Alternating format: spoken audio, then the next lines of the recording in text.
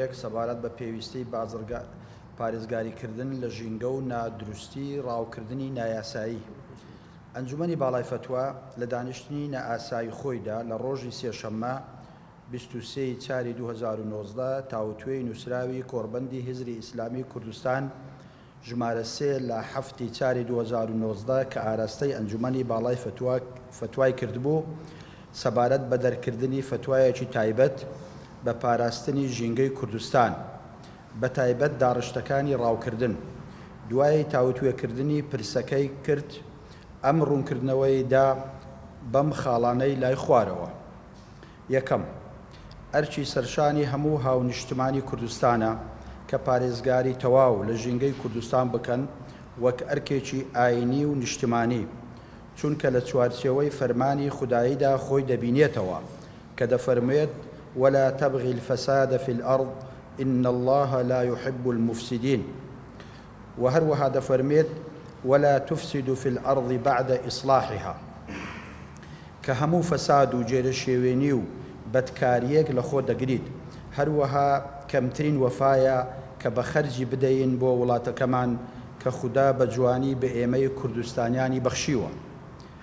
خاڵی دووەم، بەو پێیەی کە ڕاوکردنی نادروست لە چوارچێوەی شەریعەتی ئیسلامدا جێگەی نابێتەوە، وەک ڕاوکردن لە کاتی زاوزێکردن یان ڕاوکردن تەنها بۆ ئارەزوو بازی یان نەخواردنی یان ڕاوکردنی پەلەور و جانلەبەری ناوازە، بەگشتی ڕاوکردنی بێمۆڵەتی فەرمی کە یاسا ئاماژەی بۆ کردووە.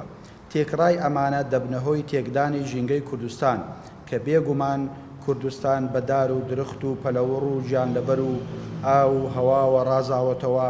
هەر تێکدانێکی ئەم بوارانە دەبێتە تێکدانی ژینگەی کوردستان.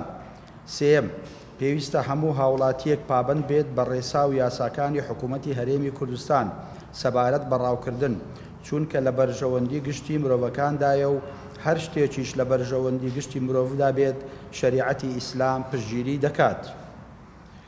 هەروەها بۆ فەرمانڕەوایی موسڵمانان هەیە کە کاری موباح واتە ڕێگە پێدرا و کاری دروستیش لە هەندێک کاتدا قەدەغە بکات ئەگەر لە بەرژەوەندی گشتیدا بێت.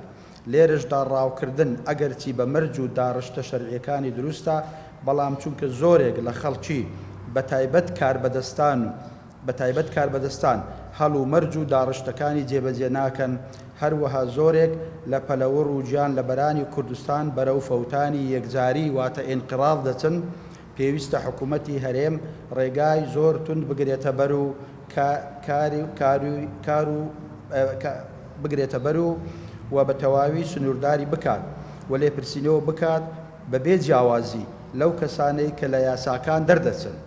چوارەم، ئاشکرایە هەر کەسێکیش باڵندەیەک یاخود گیانلەبەرێک ئازاد بکات، بە تایبەتی ناوازەکان، ئەوە کارێکی چاچی ئەنجامداوە و پاداشی لە پاشە ڕۆژدا لەسەر وەردەگرێت، چونکە لە چوارچێوەی پارێزگاریکردنی بەرژەوەندیە گشتیەکانی هاوڵاتیاندایە.